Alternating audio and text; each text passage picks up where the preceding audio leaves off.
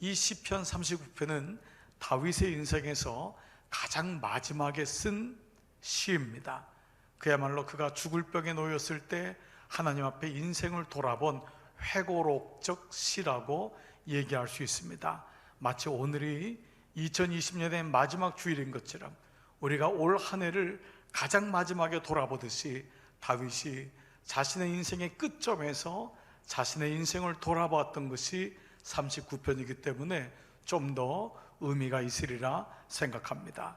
자, 먼저 시편 39편의 구조는 1절부터 3절까지가 먼저는 그가 중한병을 겪으면서 하나님 앞에 탄원하는 고백이 1절로 3절입니다. 그의 병은 사실 마음의 병이었죠. 너무 힘들었습니다. 압살롬의 사건을 통하여 또 많은 반역자와 배역자를 만나면서 인생의 질고를 경험하게 되었고 또 그로 인해서 병까지 얻게 됩니다. 그래서 거기에 대한 말씀이 1절부터 3절까지가 탄원인데 그것을 알 수 있는 구절이 먼저 3절과 13절 마지막 절인데요, 현대인의 성경을 가지고 한번 PPT를 통해서 한번 읽겠습니다. 자, 3절 말씀 시작. 내 속에 있는 화병으로 인하여 신음소리조차 내지 못하게 되었으니. 자, 오늘 개정성경, 개역성경엔 내 안에 불이 있다 그랬습니다. 이 말이 현대인의 성경은 내가 화병으로 인하여, 우리가 불이 화병이라 그러지 않습니까? 내가 입술이 다 달라붙어서 신음소리조차 내지 못한다 라고 하는 그의 지금 힘든 상황을 얘기하고 있고요. 13절은요 시작. 여호와여 나를 살려주소서. 내 생명이 떠나 없어지기 전에 내 기력을 되찾게 하소서. 이미 기력을 다 잃어버린 다윗은 개정성경에 내 건강을 회복시켜 주소서. 근데 그의 좀 더 원어적인 표현은 내가 지금 기운이 하나도 없습니다. 내 기력을 되찾게 해주십시오, 살려주십시오 라는 말씀으로 말씀하고 있죠. 그런데 놀라운 건 바로 그때에 이 다윗은 자신의 인생을 보게 됩니다. 그러합니다. 우리가 잘 나가고 건강할 때는 결국 건강의 소중함도 모르고 인생의 소중함도 모릅니다. 다윗은 비로소 자신의 인생을 돌아보게 되면서 하나님 앞에 고백하는데 4절과 5절입니다. 4절 5절 같이 읽겠습니다. 시작. 여호와여 나의 종말과 연한이 언제까지인지 알게 하사 내가 나의 연약함을 알게 하소서.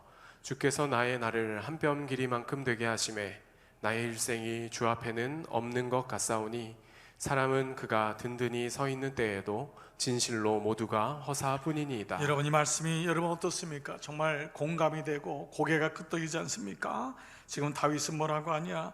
주님, 나의 종말과 연한이 언제까지인지, 내가 어느 때 주님의 부르심 받는 건지, 내가 언제까지 살 수 있는지를 알려주십시오. 다윗도 인생인지라 아마 천년 만년 살리라 생각했을지 모릅니다. 다윗은 당대 시대 속에서 오늘날까지 말하면 가장 큰 부자였습니다. 그러나 사실 그의 마지막 고백을 봐도 그는 쓰지를 못하고 죽습니다. 그의 인생이 언제까지인 줄 몰라 천년 만년 살 줄 알았는데, 주님, 내가 언제 주님 앞에 갑니까? 그는 자신의 인생을 주님께로 보니까 한 뼘 길이만큼 되게 하심에, 한 뼘이라고 얘기했습니다. 만약에 이 시가요 다윗이 마지막에 쓴 시라면 다윗은 70세에 주님의 부르심을 받습니다. 당시의 나이의 평균 연령이 40살 정도입니다. 많으면 50, 40 안팎이었는데 다윗은 장수한 것입니다. 많이 장수했죠. 그러나 70의 인생도 하나님의 눈에 보니, 자기가 인생을 돌아보니 한 뼘 같다. 이 한 뼘의 원어는요, 이 한 손바닥입니다. 이 손가락을 제외한 손바닥, 바로 이것이 원래 원어적인 의미라면은 결국 10cm도 안 되는 것입니다. 자기의 지나간 70년을 돌아보니까 한 뼘과 같아 왔습니다. 한 손바닥 같습니다 라는 것입니다. 게다가 그는요, 사람은 그가 든든히 서 있을 때에도 진실로 모두가 허사뿐입니다. 이 말은 그가 이루었다고 하는 성공도 하나님 앞에 서고 보니까 일장춘몽입니다. 사람들은 내가 이만큼 인생을 살았다고 사람들 앞에 하면 자랑합니다. 내가 왕년에 이랬다고. 그러나 그것 역시도 하나님 앞에 보니 일장춘몽이요 허사였다. 이 영어로는 nothing, 아무것도 아니었다. 모래성이었다. 손에 쥔 모래가 마치 다 빠져나가듯이 아무것도 아니었음을 얘기합니다. 그는 또한 자기가 살아왔던 것이 마치 그림자 같고, 그렇게 평생 모았던 물질에 대해서도 이렇게 얘기합니다. 6절 말씀, 진실로 각 사람은 그림자같이 다니고, 그만큼 허상이라는 것입니다.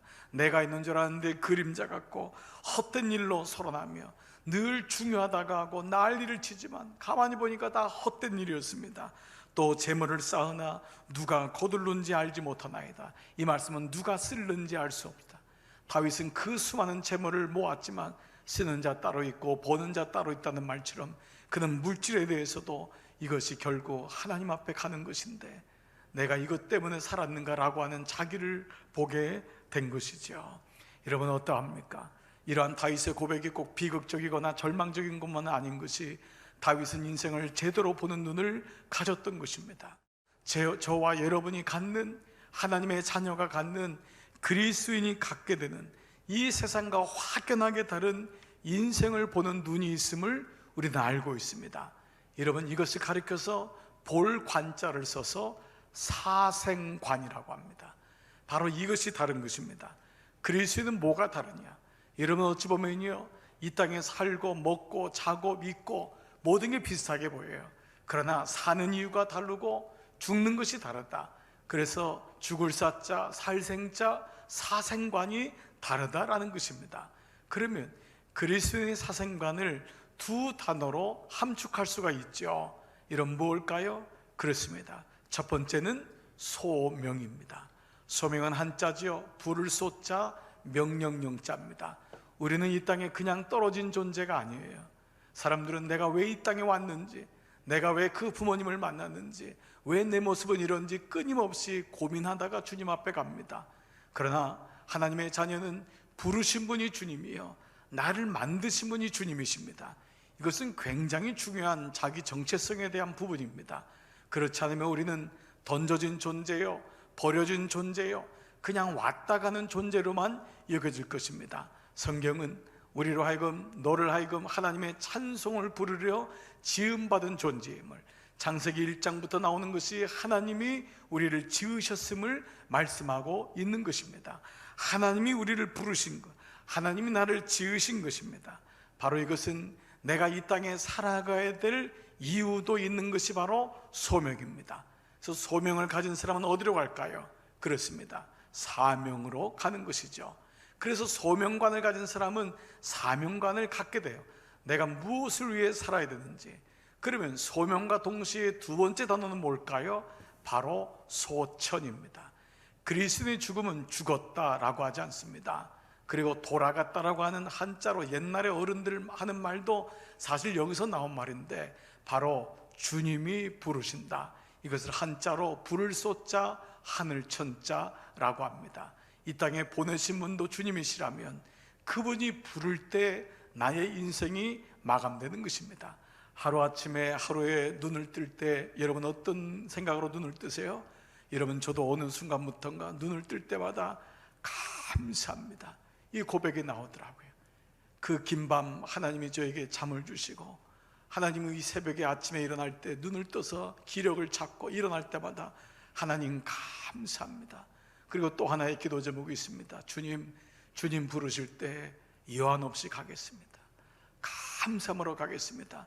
그러나 부끄러운 죽음이 되지 않기 위하여 하나님 앞에 갔을 때 뭐하고 왔냐 하시면, 하나님 주신 소명 잘 이루고 부족했지만 감당하고 왔습니다. 그런 마음이 되달라고 하는 기도가 바로 소천, 바로 이 기도인 것입니다. 이 소명과 소천은 많은 사람들의 삶을 다르게 만듭니다. 사생관이 다른 사람은 다른 퀄리티, 다른 질의 인생을 살 수밖에 없는 것입니다. 이것이 성경이 말씀하는 인생관인데, 그러나 불행하게도 수많은 사람들이 또한 성경이 바탕이 되지 않은 인생을 사는 사람들의 인생관, 죽음관을 보면은 참으로 절망적입니다. 회의적입니다. 그리고 자기중심적입니다. 그리고 현세주의입니다. 여러분은 어떠하십니까? 여러분이 예수 그리스도를 믿는다는 것은 나에게 어떠한 삶의 이유와 목적이 있는지, 내가 이 땅에 왜 존재하는지, 그리고 나의 인생을 누가 부를 때에 종료가 되는지, 나의 마지막 죽음에 대한 부분을 알게 되는 것입니다. 그래서요, 오늘 다윗의 고백이 이 시편 39편이 놀라운 것입니다. 다윗의 고백을 한번 보십시오. 오늘 본문의 요절인 7절 8절, 7절은 이렇게 고백하고 있어요. 같이 한번 읽겠습니다. 시작. 주여, 이제 내가 무엇을 바라리요? 나의 소망은 주께 있나이다. 다윗이라고 여러분 절망하지 않았을까요? 다윗이라고 성공지향저희를 꿈꾸지 않았을까요? 그도 왕이 되고 얼마나 교만했던 사람입니까? 그가 얼마나 많은 돈을 축적했던 사람입니까? 근데 그가 뭐라고 하죠? 주여, 이제 내가 무엇을 바라려? 이제야 보는 눈을 가진 것입니다. 주님 앞에 가는 걸 보니까 아무것도 가져가지 못하는 거예요. 이게 인생인데, 그러면서 마지막에 모르죠? 나의 소망은 주께 있나이다. 나의 소망은 주께 있나이다. 이 말의 원어는 오직 주님께만 있습니다, 이 말입니다. 나의 소망은 주님께만 있습니다. 내가 지금까지 소망을 두고 즐거움을 대상으로 삼아왔던 것, 이거는 잠시 주시는 기쁨이었지 이것은 유일하고도 영원한 것이 아니었음을. 8절에서는요, 그는 죄의 죽음에 대한 문제를 얘기합니다. 8절은 나를 모든 죄에서 건지시며, 이것이 다윗의 탁월함입니다. 다윗은 인생의 모든 문제가 죄의 문제인 것을 알았습니다. 그는 이 죄가 죽음을 이끈다는 것을 알았던 것입니다. 그래서 우리가 다윗을 예수 그리스도의 조상이라고 하는 이유는 바로 예수님을 통해서 우리의 삶의 죄와 죽음의 문제, 이 문제를 해결한 것이 바로 하나님이 없으면, 예수 그리스도가 없으면, 그러므로 우리의 사생관 속에는 죄와 죽음의 문제를 해결하실 수 있는 분은 하나님이시며, 그 하나님이 그것을 위하여 예수 그리스도 십자가 사건을 우리에게 주셨음을 고백하고 있는 것입니다. 그래서 오늘 시편 39편에는 바로 다윗의 사생관이 나와 있는 것입니다. 내가 주여 더 이상 무엇을 바라리까? 나의 소망은 오직 주께 있습니다. 그리고 나의 죄를 용서하여 주십시오. 그의 인생에서 하나님의 사람 다윗에게 있었던 세 가지의 단어, 오늘 제가 좀 원어적인 부분을 여러분에게 설명을 드리면서 이 세 가지를 말씀드릴 터인데, 여러분도 하나님이 우리를 모두를 다윗처럼 마음의 합한 자가 되기 위하여 이 세 단어가 여러분의 인생에서 꼭 잊혀지지 아니하고 붙잡게 되는 그 시간, 오늘 시간 되기를 축복합니다. 첫 번째, 하나님의 사람 다윗은요, 바로 테바의 사람이었다는 것입니다. 테바란 말은요, 히브리 말인데요, 여러분 이 말을 꼭 한번 기억하십시오. 우리가 그동안 몇 가지 히브리 말, 카도시라는 말, 분별하다, 자르다, 슈브, 돌아오다, 여러 가지 몇 개의 단어들, 하마르티야, 하나님께 회개한다, 이런 단어들은 그 단어 속에 엄청난 주님의 뜻이 있기 때문에 계속 반복하는 건데요, 오늘 한 가지 기억할 것은 테바입니다. 테바는 뭐냐? 바로 노아의 방주입니다. 노아의 방주. 이 방주를 쓸 때 테바를 씁니다. 더 놀라운 건 이 테바가 동일하게 쓴 게 어디냐면 바로 요게벳. 바로 요게벳이 누굽니까? 바로 이 모세의 어머니 요게벳이 모세가 죽임을 당하게 될 때 그 아기 모세를 그 보리 갈대 상자에 담아서 나일강에 떠나보낼 때 그 갈대 상자가 바로 테바입니다. 그러면 이 갈대 상자, 노아의 방주는 또 무엇을 의미할까요? 이것은 오늘날로 말하면 주님의 교회입니다. 방주는 주님의 성전을 의미하잖아요. 이 테바라는 단어 속에 놀랍게도 방주와 그리고 바로 이 모세를 담았던 바로 갈대 상자. 자, 그러면 이 둘의 공통점은 뭘까요? 이 교회의 공통점은 뭘까요? 바로 동력이 없다는 것입니다. 노아의 방주와 그리고 갈대 상자는 바로 바닷가에 그 비가 창궐하여 그리고 나일강 속에 있을 때 스스로 움직이는 것이 아닙니다. 하나님의 전적인 인도하심을 신뢰해야 됩니다. 그 속에는 노아가 노를 젓겠습니까? 그 장마 속에, 그 홍수 속에 여러분 그 안에 있는 모세 어린아이가 노를 젓겠습니까? 그건 동력잔치가 없다는 거예요. 이 말은 테바의 사람이란 바로 주님의 인도하심을 신뢰하는 사람, 바로 이것이 다윗의 인생이었습니다. 주님의 인도하심을 신뢰하는 사람, 인생의 방향과 속도, 우리는 여기에 대한 두려움을 가지고 있습니다. 남들보다 먼저 가고 먼저 못 가면 지는 것 같고 우리는 어떻게 가고 멈춤이 늘 두려움이 있습니다. 그러나 여기에 주님의 인도하심이 있다고 믿는 것, 신뢰하는 것, 이것이 믿음입니다. 때로 멈춰 있을 때 두려워하지 아니하고, 빨리 갈 때 하나님의 은혜가 있음을 늘 기억하고 오히려 겸손해지고, 하나님이 멈췄을 때 멈출 수 있고, 하나님이 가게 할 때 갈 수 있는 것, 하나님의 인도하심을 얼마나 믿느냐가 사실 그 사람의 믿음인 것입니다. 교회를 얼마나 오래 다녔냐, 목사냐, 장로냐, 권사냐, 이것이 중요한 것이 아닙니다. 가장 본질적인 건 내가 그럼에도 불구하고 하나님의 인도하심을 신뢰할 수 있느냐. 두 번째는요, 하나님의 사람 다윗은 엑소도스의 사람이었습니다. 엑소도스는요, 영어로도 쓰지만 그대로 이 말은 헬라어입니다. 엑소도스란 말은 그 말대로 탈출이란 뜻입니다. 그래서 출애굽기를 우리가 엑소도스라고 하는 이유도 여기 있습니다. 그 말 그대로라면 탈출하는 사람. 여러분, 이스라엘 백성 애굽의 그 죄 속에 빠져 있을 그들에게, 노예의 삶에 있는 그들을 구원해 줬듯이 바로 사망에서부터, 죽음에서부터 구원하시는 분, 다윗은 그의 죄사함을 얻은 구원받은 사람을 날마다 고백합니다. 시편 150편의 모든 고백을 이어가는 것이 뭐냐? 구원받은 기쁨이에요. 그는 하나님의 자녀가 된 기쁨, 왕이 된 기쁨을 얘기하잖아요. 골리앗을 넘어뜨린 이유를, 그 기쁨을 얘기하지 않습니다. 그는 구원받은 기쁨, 하나님의 자녀가 된 기쁨을 잊어버리지 않는 거예요. 그는 지난 시간에 자기에 머무르지 아니하고, 그 죄와 죽음에서 자기를 건져주신 하나님이 나의 유일한 왕 되시며 그분께만 소망이 있음을 얘기하면서, 부단히 자기의 죄성과 자기의 자아를 깨고 지난 시간부터 나와 주님, 나를 부르신 분, 구원하신 분의 뜻이 무엇인지를 묻는 것입니다. 그래서요, 바로 이것은 이제는, 과거에는 나를 위해 살았지만 이제는 구원시켜 주신 그분을 위해 살기 때문에 주님의 뜻이 무엇인지를 아는 사람, 바로 엑소도스의 사람은 주님의 뜻이 무엇인지를 아는 사람, 이것이 바로 두 번째 하나님의 사람이 다윗이 가졌던 마음인 것입니다. 세 번째는요, 하나님의 사람 다윗은, 세 번째는 에네의 사람입니다. 첫 번째 잊지 마십시오, 테바의 사람. 두 번째 엑소도스의 사람. 세 번째는 에네입니다. 에네는 하나님의 눈은 감찰하시나니, 눈이란 단어입니다. 아이. 그러나 이 눈은 인간의 육안이 아닙니다. 우리가 1.0, 1.5, 2.0 눈이 크고 예쁘고 이런 눈이 아니라 바로 하나님을 볼 줄 아는 눈, 바로 내 영적인 눈, 바로 하나님의 마음, 하나님의 눈을 가진 것을 의미합니다. 다윗은 이 하나님의 눈을 가졌기 때문에 그는 하나님께로 돌아오고 매 순간마다 하나님의 마음을 소유합니다. 에네의 사람은 칠흑 같은 어둠 속에서도요, 다가올 새벽의 미명을 볼 줄 아는 사람입니다.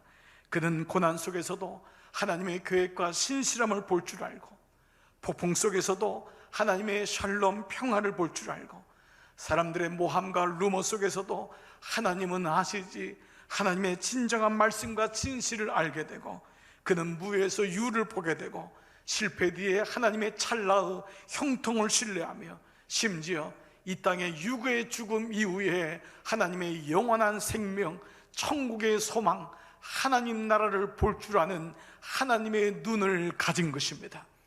이것이 이 땅을 통과한 우리 모두가 가져야 되지 않습니까? 그래서 에네 사람은 바로 영적인 눈을 가진 사람, 영적인 눈을 가진 사람. 보이는 뉴스에만 혹하지 마십시오. 보이는 뉴스를 가지고 한탄하시고 그거 가지고 여러분 말하지 마십시오. 보이지 않는 하나님의 계획을 보십시오. 그럼에도 불구하고 하나님의 신실하심을 보십시오. 뉴스에 반응하지 말고 말씀에 반응하십시오. 하나님의 뜻에 반응하십시오. 오늘 여러분 삶에 이 은혜가 있기를 축복합니다. 이 사람은 땅만 보지 않습니다. 손에 잡히는 것만 보지 않습니다. 자녀도 지금에 있는 겉모습만 보지 않습니다. 그 안에 감추어진 하나님이 이루실 하나님의 계획을 봅니다. 사람들은 망했다고 하지만 나는 망한다고 얘기하지 않습니다. 그 사람은 이 세상이 전부가 아님을 알고 있습니다. 왜냐? 그는 거듭난 사람, 다시 태어난 born again한 사람이기 때문에 영원한 소망이 무엇인지를 알게 됩니다. 그는 이 땅에 살지만은 장차 주님이 주실 상급이 얼마나 놀라운 일을 알기 때문에 이 땅에서 주님의 뜻대로 상급을 쌓는 삶을 사는 것입니다. 다윗을 보십시오. 이제 내가 무엇을 바라리요? 주님 앞에 갈 그쯤에 다윗은 오직 소망이 주께 있습니다. 내 죄를 용서하십시오. 하나님 앞에 서는 그 시간을 그는 알고 있는 것입니다. 지난 시간이 한 뼘의 인생 같다는 것을 고백하고, 그는 자기가 세운 모든 것이 실로 아무것도 아님을 깨달은 이후 하나님 앞에 선자, 하나님 앞에 단독자가 되어 고백을 하면서 나의 소망은 오직 주께 있습니다 고백하는 것입니다. 제임스 답슨이라고 하는 미국의 감리교 미국 목사님이 계십니다. 이분은 미국의 육군 사관학교인 웨스트 포인트를 졸업하시고, 그는 장교가 되어서요 온 세계에 흩어져 있는 미군 부대에 파워라여서 곳곳마다 가는 곳마다 공을 세우면서 그는 40살에 채 되기 전에 장군이 됩니다. 별을 다는 것입니다. 얼마나 빠른 나이에 진급을 하고 소위 정말 많은 사람들이 부러워하는 성공가도를 달립니다. 그러다 그는 월남전에서요 작전 실패로 적지 않은 부하들을 잃게 되는 일이 생기면서 양심의 가책을 받게 되고, 투스타 사단장이었던 그때에 다른 사람들은 아무 얘기를 하지 않는데 스스로가 그 장군의 직에서 물러납니다. 이후 그는 하나님과의 관계 속에서 부르심을 확인하고 늦은 나이에 감리교 계통의 신학교에 들어가게 되어 목회자 수업을 받게 됩니다.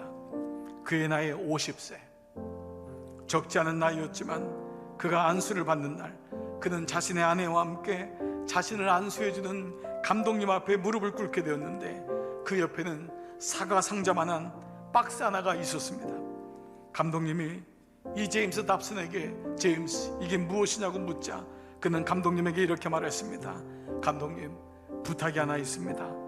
오늘 저에게 목사 안수를 해주실 때 부디 이 박스를 가져가셔서 버려주시면 감사하겠습니다. 제 스스로가 이것을 버릴 수가 없어서 가져왔습니다. 감독님은 박스가 뭐냐고 하면서 그 박스를 열어보자 그 안에는 이 제임스 답슨, 이분이 지난 30년 동안 군인으로 살면서 받았던 수많은 훈장들이 그 사과 박스 안에 다 쌓여져 있는 것입니다. 그가 받았던 그 상장들, 그 엄청난 트로피들. 감독님은 왜 이것을 버리냐고 하냐고 묻자 그는 자신이 이것들을 볼 때마다 자신의 지난 시간이, 자신의 지난 영광이 주님의 영광보다 더 커져서 더 이상 주님이 보이질 않기 때문에 오늘 아침 목사 안수를 받는 이 아침 성령님께서 제임스, 오늘 너가 목사로 안수 받을 때에 이것들도 너와 함께 죽어보면 어떠느냐, 이것도 함께 죽을 수 없냐고 말씀하셔서 순종하여 가지고 나왔다는 것입니다. 그런데도 자기 힘으로 버릴 수가 없었으니 이제 감독님께서 버려주시면 제가 아무 미련 없이 지난 인생은 하나님께 감사하면서 이제는 주님만을 바라보고 주님만을 위해 살다가 죽겠습니다 라는 고백이었습니다. 훗날 그는 미국 감리교 목사로서 귀하게 쓰임받고 주님의 부르심을 받으셨습니다. 이후 그의 시신은 워싱턴에 있는 알링턴 국립묘지의 장군묘역에 묻혔는데, 바로 그의 묘비명이 오늘 시편 39편 7절 말씀, 주여 이제 내가 무엇을 바라리요? 나의 소망은 주께 있나이다. My hope is only in you. My hope is only in you. 나의 소망은 오직 주님께 있습니다.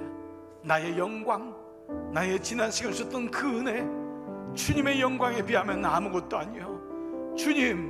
주님이 이것들을 통하여 주님을 더 사랑하라고 주신 것인데 내가 지난 시간에 붙잡히지 않겠습니다. 나의 소망은 오직 주님께 있습니다. 주신 분도 주님이시요, 가져가신 분도 주님이시요, 이 땅에 오게 한 것도 주님이시요, 부르신 것도 주님이시니 나의 소망이 오직 주께 있습니다. 이것이 오늘 다윗의 인생 가장 마지막에 쓴 고백이라면 2020년 오늘 마지막 주일을 예배하면서 우리의 고백은 무엇이 될까요? 오늘 이 말씀을 듣는 여러분이 20살이든 30살이든 40살이든 50살이든 60살이든 7순이든 8순이든 어느 누구도 주님의 부르심을 거역할 사람 없습니다. 오늘 이 아침 이 고백을 해보십시오. 주님, 지난 시간 주님의 은혜였습니다. 오늘 찬양대의 고백대로 나의 공로는 아무것도 없습니다. 주님이 인도하셨던 테바의 인생이었습니다. 주님이 구원하셨던 엑소더스의 인생이었습니다. 주님이 나에게 애의 눈을 주셔서 주님을 보고 여기까지 올 수 있었습니다. 남은 인생 다시 호흡을 주시면 다시 그 인생을 살아보겠습니다. 오늘 이 은혜가 오늘 성년주일 예배를 드리는 여러분 위해, 우리 강남중앙교회 성도들 여러분 위해, 오늘 이 방송으로 예배를 드리는 모든 종들 위해 여러분 함께 하시기를 주님의 이름으로 축복합니다.